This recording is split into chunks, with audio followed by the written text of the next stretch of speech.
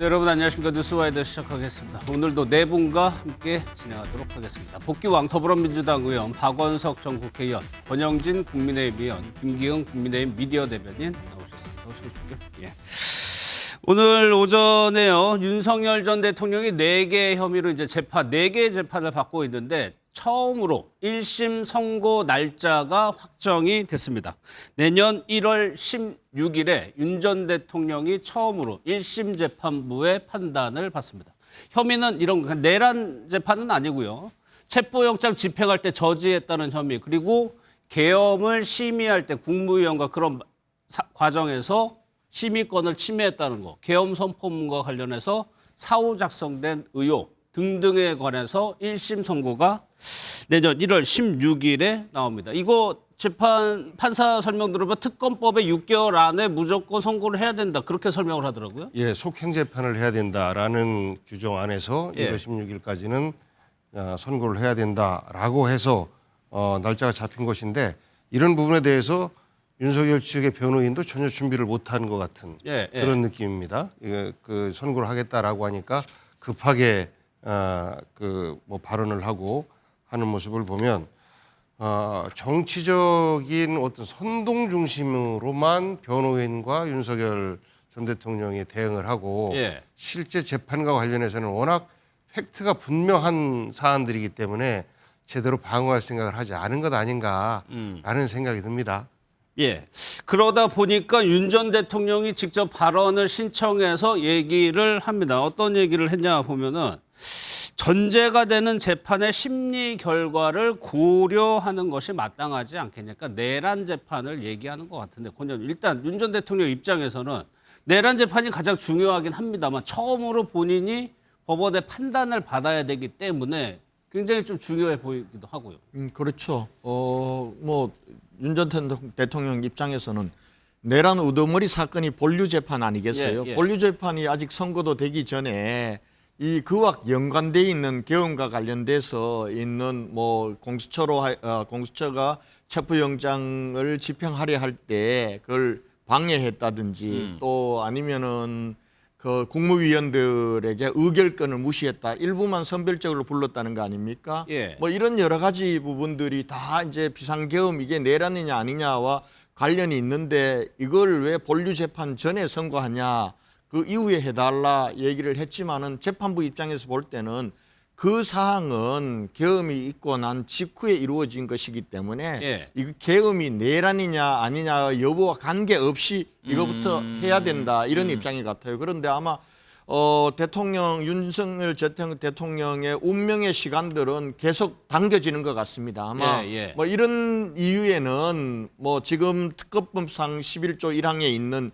6개월 내에 선고해야 된다, 이런 조항도 있지만은 아마 지금 여권에서 계속해서 지금 내란 전담 재판부를 만들겠다, 법 왜곡죄를 만들겠다, 뭐 이런 것들과 관련된 압박이 또 한편으로는 작용해서 선고 기일들이 이제 빨라지는 그런 것이라고 볼 수 있겠습니다. 그러니까 1월 16일이 되면 어쨌거나 윤 전 대통령에 대한 첫 판단이 나오기 때문에 그게 이제 당내에도 영향을 미칠 수 있는 거고, 재판부의 설명은 박연히 그건 것 같아요. 이게 계엄이든 내란이든 그거와 별개로 해가지고 이 혐의는 판단할 수 있다, 이런 취지입니까? 그러니까 공소 사실이 연결돼 있는 건 맞죠. 그런데 그 비상계엄이 내란이었는지 그래서 불법이었는지 여부와 관계없이 지금 이 별도의 혐의에 대해서는 판단할 수 있다, 이게 재판부의 판단인 것 같아요. 법리적으로 문제가 없기 때문에 아마 선고를 예고한 것 같은데, 근데 조금 이례적이긴 합니다. 물론 이제 1월 19일까지 재판을 끝내야 되는 특검법 규정상 공소 제기일로부터 6개월 이내에 끝내야 된다는 내용이 있는데 아직 결심도 안 한 상태에서 어쨌든 선고 날짜까지 지정했던 게 조금은 이례적이긴 해요. 물론 이제 임박해 있기 때문에 그런 걸로 보입니다. 그래서 12월 19일 날 결심 혹은 26일 날 결심을 지금 예고를 했어요. 쟁점이 많으면 26일까지 한 번 더 연기가 될 텐데, 그리고 결심하고 선고 사이에도 굉장히 사실은 선고가 빨리 내려지는 거죠. 그렇죠. 19일 날 사실은 결심이 이루어진다 그래도 통상 한 2달 이후에 선고하는 경우도 있고 한 달 뒤에 선고하는 경우도 있는데 그보다 지금 빠르잖아요. 그래서 재판부가 어쨌든 특검법상에 정해져 있는 기한 6개월을 굉장히 신경 쓰고 있구나. 특검법 범위 내에서 재판을 마치겠다라는 의지가 분명하다, 이렇게 보입니다. 그럼 혹시 어제 노상한 재판에서도 계엄을 위법하고 위헌적인 계엄이라고 표현을 했거든요. 뭐 물론 내란 재판의 판단을 봐야 되겠지만 혹시 그런 암묵적인 동의도 좀 깔려 있다고 보세요? 근데 계엄이 위법하고 위헌적이라는 거는 이미 헌법재판소에서 확인된 사실 아닙니까? 때문에 대통령이 파면되고 기소가 된 거잖아요. 근데 그게 내란인지는 또 다른 어쨌든 쟁점이고 또 다른 판단 요소인 것 같습니다. 예. 김기훈 대변인께서는 그 변호인단에서 윤 전 대통령이 직접 반론을 제기하기도 했고 변호인단에서도 그런 문제 저희가 앞서 얘기했던 문제에 대해서 이의를 제기했어요. 재판부가 선고 날짜 정하고 어떻게 보세요? 우선적으로 윤석열 전 대통령인 대변인 측에 그 변호인 측에서 가장 쟁점을 삼는 게 이건 것 같습니다. 국무위원 계엄 심의 의결권을 침해받았느냐 이건데 계엄을 선포했을 때 국무회의가 심의까지는 하는 게 돼 있습니다. 근데 의결까지는 아니거든요. 심의라는 거는 논의는 할 수 있는데 그게 표결을 하는 건 아닙니다. 그래서 의결은 아니기 때문에 윤석열 전 대통령 측은 어차피 이거는 결정은 내가 하는 거다. 그리고 한덕수 전 총리가 예전에 실체적 절차상 흠결이 있다 이런 얘기를 했습니다. 그 얘기를 했을 때는 대통령이 국무회의 관련해서 프로세스를 지키지 않았다. 굉장히 어떻게 보면 안 좋은 상황이었거든요. 그런데 역설적으로 이 특검이 수사하면서 법정에서 CCTV가 나왔습니다. CCTV가 나왔는데 몇몇 분들은 좀 반대하고 몇몇 분들은 크게 입장을 내지 않은 그런 상황을 봤을 때 이거는 심의는 하되 의결은 아니기 때문에 반대 입장은 또 전달됐다고 볼 수 있거든요. 그러니까 윤석열 전 대통령 측은 이건 어차피 표결 가는 게 아니라 의견을 나누고 최종 결정은 내가 했기 때문에 절차적 하자가 없는 거 아니냐 이런 주장을 할 수 있습니다. 근데 계엄이 곧 내란인가 있어서 형식적인 논리 중에서 그 첫 단추가 되는 게 제가 볼 때는 국무회의 요건인 것 같습니다. 그런데 만약에 내년 1월에 이거에 대해서 유죄가 나온다면 계엄이 곧 내란이라는 부분 중에서 형식 논리, 그 국무회의의 어떤 절차상 하자 이 부분이 먼저 나올 수 있기 때문에 윤석열 전 대통령 측에서는 좀 민감하게 반응하는 것 같습니다. 또 하나가 당혹했을 거로 추정하는 이유가 윤 전 대통령 구속 만료가 18일이에요. 근데 16일 날 선고가 돼서 만약 실형을 받게 되면 아예 구속 만료로 해가지고 나가는 가능성이 없어지는 거잖아요. 그렇죠. 이제 바깥으로 나가는 가능성을 완전히 차단하고 그 이후에 재판이 좀 길어지는 부분에 대해서 충분히 심리하면서 재판을 진행하겠다. 특히 내란 재판과 관련해서는 이게 역사에 기록되는 부분이기 때문에 매우 세밀하게 따져봐야 되는 부분이 있지 않습니까? 그런 부분까지 생각해서 이게 이제 구속을 만약에 종료시키고 세상으로 나온다라고 하면 다시 또 대한민국이 들썩들썩거리는 이런 어려운 상황이 또 만들어지지 않겠습니까? 그래서 그런 것들을 감안하고 그리고 현재 6개월 내로 속행 재판해라라는 사안이 그 내용이 있는데 만약에 이것을 지키지 않았을 때 일부러 저 윤석열 피고인 풀어주려고 재판을 끌고 있는 거 아니냐 또 이러한 어떤 그 의심을 피하고자 6개월 내에 종료를 하려고 하는 이런 두 가지 목적을 모두가 내포하고 있는 건 아닌가 싶습니다. 정확히 한 달 30일 뒤에 1심 선고가 이루어집니다. 이런 가운데요. 이진우 전 사령관이 윤 전 대통령과 관련해서 이제 법정에 나와서 한 증언이 좀 화제가 되는 부분이 있습니다. 술과 한동훈 전 대표와 관련된 내용입니다. 한번 직접 들어보겠습니다. 11월 때는 더 술을 많이 드셔서 그러니까 거의 몸을 못 가는다는 생각을 제가 들 정도로 많이 드셨는데 그때 저 분의 이름을 호명을 하셨어요. 야, 내가 살면서 보면 배신을 당한다. 이렇게 얘기하셔서 딱 당황했는데 그러시면서 한동훈 그분을 얘기를 하셨어요. 총으로 쏴서 죽이라는 것은 제 기억에는 곽종근 장군님이 그거를 어떻게 기억하신 건지 잘 모르지만 그런 상황이었으면 저도 제가 술도 안 마신 상황이기 때문에 정말 뚜렷할 텐데 뭐 제가 화장실 갔다 왔을 때 뭐 그런 상황이 있었는지 몰라도 그러진 않았었던 기억이 납니다. 곽종근 사령관이 한동훈 전 대표를 총으로 쏴주겠다. 윤 전 대통령이 이렇게 말했다는데 이어서 이 내용이에요. 정치적으로 보면 권현님. 한동훈 전 대표를 가리키면서 나는 꼭 배신을 당한다면서 그 대상을 한 전 대표를 지목을 했다는 얘기거든요. 그렇다면 둘 간의 감정이 굉장히 안 좋았다. 뭐 굉장히 안 좋았다는 걸 얘기를 하는 거죠. 그런데 이제 지금 이진우 수방사령관이 그날 나와서 지금 내란 우두머리 재판의 증인으로 나와서 한 얘기거든요. 근데 그날 이 얘기만 한 게 아니라 한동훈에 대한 윤석열 대통령의 감정 부분들을 그 표현한 것 이것만 얘기한 것이 아니라 그 이후에 몇 가지 그동안 진술과는 다른 진술을 합니다. 예. 예를 들면은 곽종근 저 특수전 사령관이 한동훈에 대해서 한동훈 내 앞에 데리고 와 내가 총을 쏴서라도 죽이겠다라고 했던 얘기는 자기는 그때 술 안 마셨는데 자기 못 들었다 이 얘기를 하나 했어요. 안 하고 그다음에 지난 5월 달에 군사법원에서는 지금 이 윤석열 대통령이 자기에게 들어가서 국회의원들 끄집어내와라고 다 싹 잡아들여라고 했다라고 진술을 했는데 이 부분에 대해서도 지금 생각해 보니까 내가 이게 기억이 왜곡됐다라고 이걸 번복을 했어요. 그럼 다시 말하면은 윤석열 대통령이 국회의원들을 싹 끄집어내 체포해라고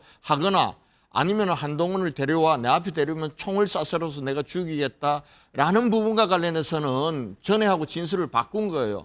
그러면서 술에 취한 상태에서 한동훈 전 대표에 대한 감정 부분들은 그거는 제가 들었다라고 얘기를 한다는 것은 현실적으로는 지금 한동훈에 대한 감정 부분들이 중요한 게 아니거든요. 법적으로는. 그렇죠. 데리고 와 내 앞에 데려와 내가 총을 쏴서라도 죽이겠다든지 아니면 자기에게 국회의원들을 다 잡아들여 지시를 했다라는 게 법적으로는 중요한 거예요. 이 법적인 제재 요건들은 피해가면서 묘하게 지금 이 주제를 한동훈 간의 개별적인 관계로 끌고 가려는 그러한 이 의도가 깔린 증언이다 이렇게 보여집니다. 예. 일단 박 의원님 뭐 취중진담이라 뭐 이런 표현을 있고 이 정도로 만취가 되면은 뭐 기억은 뭐 심신미약 이렇게 보는 건도 있는데 한동훈 전 대표를 지목하면서 이렇게 얘기한 건 어느 쪽에 좀 가까 진심이 나온 건가요? 그렇다고 봐야 되겠죠. 어쨌든 그 한동훈 전 대표가 전당대회 때 당대표 출마를 그러니까 한동훈 전당대회 때 한동훈 당대표가 되는 걸 막기 위해서 사실은 여러 가지 지금 그 방편을 썼지 않습니까? 다 출마하려는 후보들 막 주저앉히고 이랬더니 이제 전력이 있었잖아요. 그리고 이제 이 한동훈 윤석열 관계가 틀어지기 시작한 거는 비대위원장 된 직후에 그러니까 총선 전이죠. 2024년도에 그때 이제 김건희 씨 문제에 대해서 국민 눈높이에 맞게 처리돼야 된다. 이 얘기를 한동훈 대표가 하면서부터 급속도로 관계가 어긋나기 시작했고 그때 대통령실 누구 정무수석이었던가 제 기억으로는 정확히 기억이 안 나는데 아무튼 보내가지고 그만둬라 비대위원장 이렇게 사실은 찍어 누르기를 했었습니다. 한동훈 대표가 그거 거부하고 그리고 어디 지방에 현장에 찾아가가지고 두 사람이 만나는 장면 뭐 이런 등등이 있었잖아요. 그 뒤로 관계 회복이 전혀 안 된 거죠. 급기야 이제 감정이 최악의 상태로 치달은 거고 어떻게 보면은 우원식 의장이나 이재명 대표의 야당 인사들에 대한 감정 이상으로 한동훈 전 대표에 대한 감정이 안 좋았던 게 아닌가. 그게 계엄 관련된 재판에서 곳곳에서 확인이 되는 것 같습니다. 김기훈 대변인이 어떻게 보면 더 잘할 수도 있을 것 같은데 그 당시에 대통령실하고 그러니까 당정대 당 관계가 좀 주변에서 보시기에도 좀 위험하다 이런 순간이 좀 있었어요? 사실 모든 사람들이 자기가 디디고 있는 이 자리에서 세상을 보지 않습니까? 저는 뭐 대통령실에 있었기 때문에 그 당시에 당대표 한동훈 체제에 대해서 좀 아쉬운 건 뭐였냐면 야당이 어떻게 보면 20번이 넘는 줄탄핵을 하지 않습니까? 그러면 싸움의 전선이 우선은 야당과 관련해서 그 당시 여당의 대표로서 치열하게 좀 싸웠으면 하는 바람이 있는데 어떤 정책에 대해서 일관성이 어떻게 보면 입장은 있을 수 있지만 그게 이견이 표출됐을 때 그게 야당으로서는 그 이견이 공격하는 어떤 소재로 작용될 수 있거든요. 그런 면에서 윤석열 당시 대통령이 가졌던 어떤 서운함이 좀 진하게 있었던 것 같고요. 사실 모든 인간관계가 그런 게 있지 않습니까? 내가 그렇게 좀 좋아했던 사람인데 왜 내 마음을 몰라주냐. 그리고 여기에 더해서 한 말씀 드리자면 이견은 있을 수 있습니다. 근데 그게 만나서 해결되는 부분보다는 그게 언론을 통해서 뭔가 파열음이 많이 부각이 됐습니다. 근데 이제 저는 또 당대표 그 한동훈 체제 쪽에 있는 분들 말씀을 드리면 여러 번 직언을 했다. 그런데 오죽하면 전달이 안 되기 때문에 언론을 통해서 이런 본인들의 입장이 나오는 거 아니냐. 그래서 약간의 저는 뭐 대통령실의 입장이었었고 당내 입장에서는 뭔가 소통이 안 되는 부분이 있었는데 윤석열 대통령 당시 대통령이 그런 표현을 하지 않았습니까? 눈에 넣어도 아프지 않을 후배다 네. 그런 얘기를 했고 제가 알기로는 뭐 김건희 여사가 어디에서 뭐 넥타이 같은 거 사오면 하나는 윤 대통령 주고 하나는 뭐 한동훈 전 대표 줬다 뭐 그런 얘기가 있다 보니까 사실 이거죠. 믿었는데 그런 부분에서 왜 내 입장보다는 뭐 본인 정치를 하는 거 아니냐 그런 것들이 좀 있었고요. 아쉬운 거는 이 총선에서 크게 지고 나서 그거에 대한 어떤 그 패배 결과에 대해서 본인들이 적극적으로 내가 부족해서 졌다기보다는 상대방한테 좀 전가하는 부분이 없지 않아 있었던 것 같습니다. 알겠습니다. 윤 전 대통령은 이 부분에 대해서 한 달 전쯤인가에 얘기한 대목이 있습니다. 그 내용도 한번 좀 들어보겠습니다. 일을 열심히 같이 하다 보면은 관계가 좋아지지 않겠냐, 좋아질 것이다 생각합니다. 정치 오래 하다 보면 다 앙금이 있더라고요.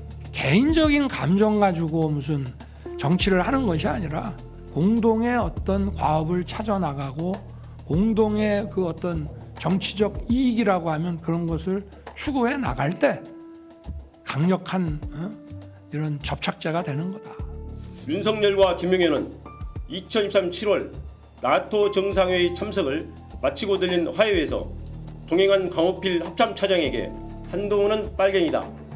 군이 참여를 해야 되는 것 아니냐며 한동훈에 대한 적개심과 비상계엄의 필요성을 말하였고 한동훈이 얘기 분명히 하셨고 한동훈이하고 일부 정치인들 일부 호명하시면서 당신 앞에 잡아오라 그랬습니다. 당신이 총으로 쏴서라도 죽이겠다고 했습니다.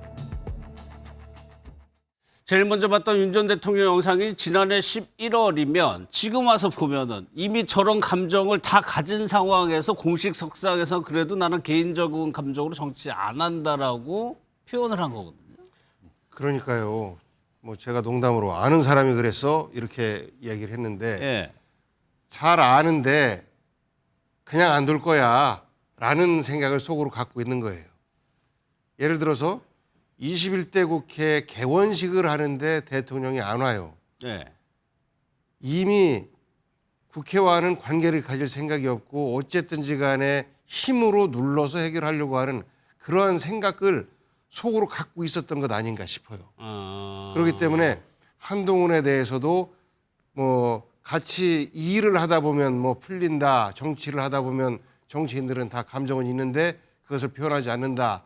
이렇게 말한 것은 전혀 위해를 가할 생각이 없고 같이 간다라고 하지만 그 마음속으로는 곧 머지않아서 정리할 거야 라는 마음을 품고 있었던 것이고 그게 현실화된 게 12월 3일 그 계엄이 아닌가 싶고요.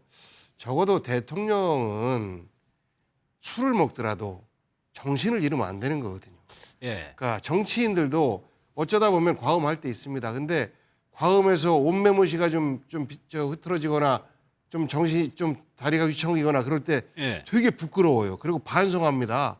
그럼 한동안 술을 멀리하게 되고 그러는데 일국의 대통령이 저렇게 정말 앉아서도 몸을 가누지 못할 정도로 취하고 그리고 우리 국방의 주요한 역할을 하는 사령관들을 데려다가 그들과 인간적으로 친해지고 인간적 관계로 계엄을 하겠다라는 준비를 하지 않았나 싶습니다.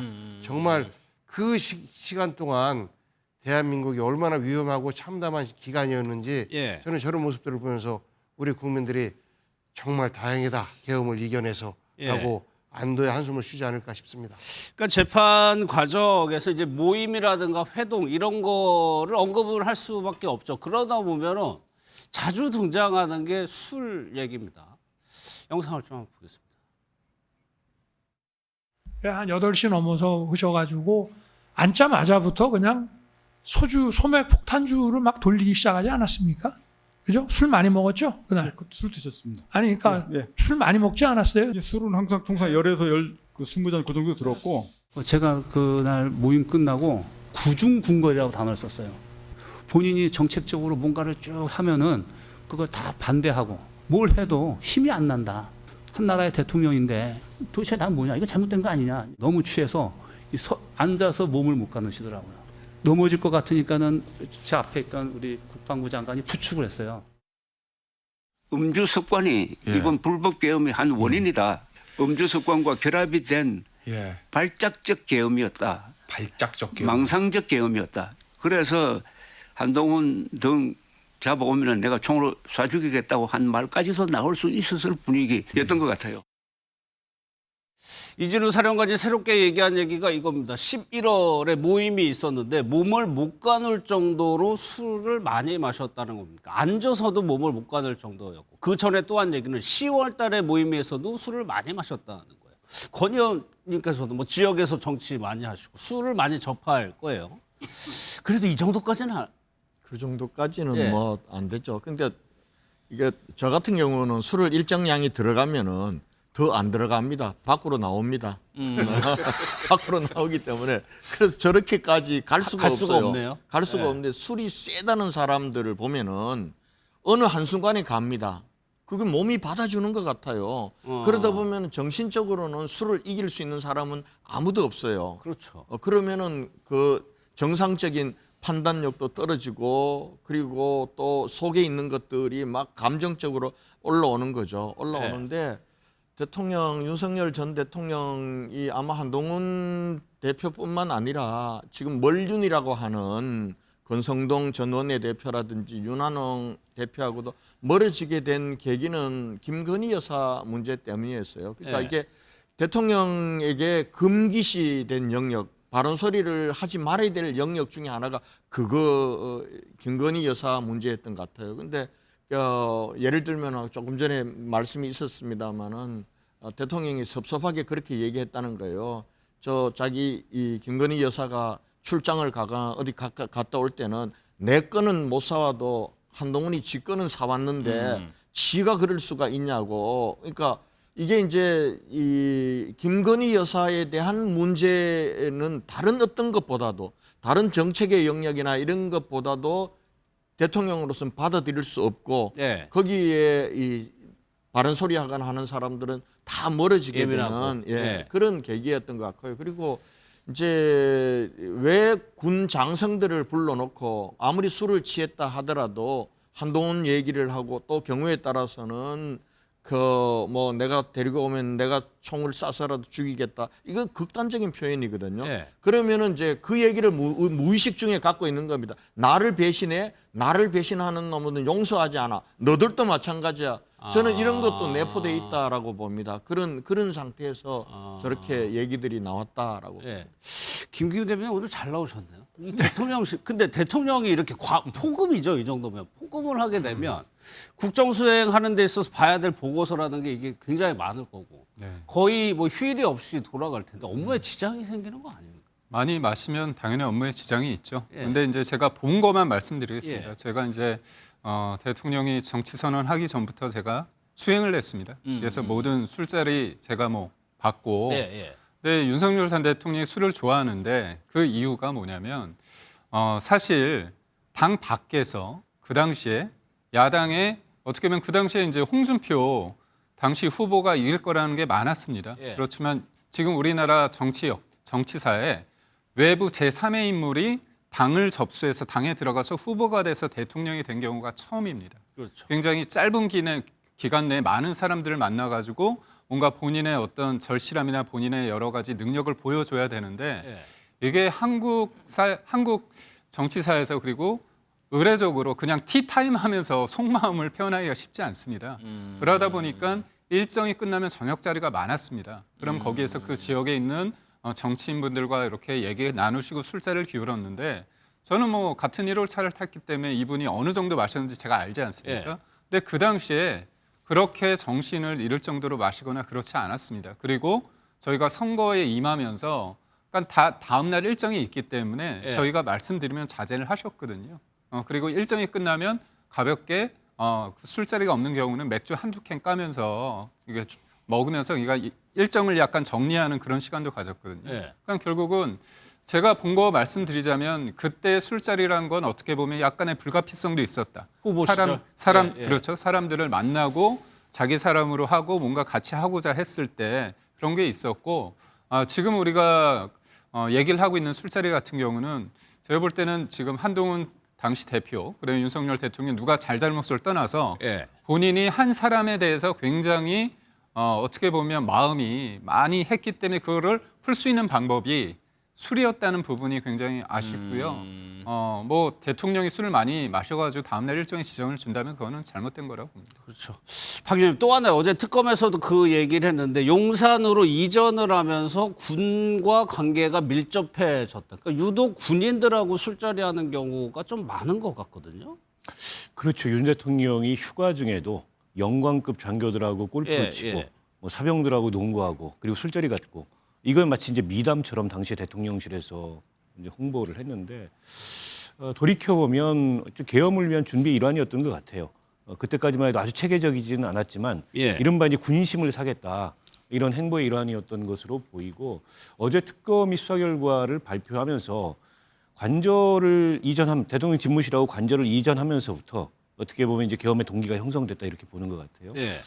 그러니까 우리 정치사에서 군과 어쨌든 이 통수권자는 일정한 거리를 두고 멀어야 되지 않습니까? 특히 군이 정치에 가까워지면 안 되는 거잖아요. 근데 이제 윤석열 대통령이 집무실과 관저를 이전하면서 어쨌든 그 공간적으로 군과 굉장히 밀접하게 관계를 갖게 됐고 또 충암고 라인을 중심으로 군 장성들하고 저렇게 잦은 회동을 가지면서 본인이 생각하고 있는 비상대권이라는 사실 망상에 가까운 우리 헌법에 근거도 없는 이제 그런 주장을 하면서 점점 더 이제 계엄의 계획을 현실화시켜 나간 게 아닌가 싶고요. 특검은 어제 그래서 계엄의 직접적인 이유, 목적, 동기를 결국은 이제 독재 정치를 하려고 했던 거 아니에요? 이렇게 봤던 것 같아요. 그 이외에 달리 설명할 길이 없다는 거고 작년 2023년이죠. 재작년 10월에 군 인사 노상원 수첩 메모에 있는 계엄에 대비한 군 인사가 그대로 실현이 됐습니다. 그때부터 이제 계엄 준비에 아주 구체적으로 착수했다 이렇게 특검은 어제 결과 발표를 한 걸로 보고 있습니다. 윤석열 전 대통령 검사 출신이잖아요. 검사가 뭐 아주 큰 권력을 가지고 있죠. 그런데 검사보다 군인들이 만약 계엄이라는 형태를 쓴다면 더 큰 권력을 가진 집단이기도 하거든요. 그렇죠. 그리고 윤석열 대통령은 20대 때 학생 시절에 군사 독재를 경험했기 때문에 실제 군이 나서서 우리 사회를 움직일 때 얼마나 큰 파괴력을 갖고 있는지를 경험했을 겁니다. 검사로서 무수부루의 권한을 행사한다라는 비판을 갖고 우리가 하지만 과거 전두환 시절을 생각해 보십시오. 그러니까요. 군인 중심의 사회 아니었습니까? 군 출신들이 우리 사회 곳곳 모든 그 자리에 다 차지하고 그들이 대한민국을 좌지우지할 때 검사, 판사들도 사실 다 고개 숙이고 그들이 시키는 대로 따를 수밖에 없었던 그때를 윤석열 전 대통령은 기억하는 것이고 본인이 대통령이 되고 나서 보니까 야 이거 국회는 말 안 듣고 여당도 말 안 듣고 결국은 내 말 잘 듣는 훈련된 한 집단을 바탕으로 해서 대한민국을 통치하는 수밖에 없겠다. 이렇게 생각한 거 아닌가 싶어요. 그래서 본인 스스로도 뭐 대학을 다닐 때 모의 재판하면서 전두환 전 대통령에게 뭐 사형을 구형했었다 이런 말도 있었지만 실제 그것이 우리가 절대로 범해서는 두 번 다시 반복해서는 안 되는 역사의 오류로 본인에게 학습된 것이 아니고 내가 힘이 있으면 그런 역사를 다시 반복할 수도 있다라는 것으로 본인에게 학습이 된 것 같아요.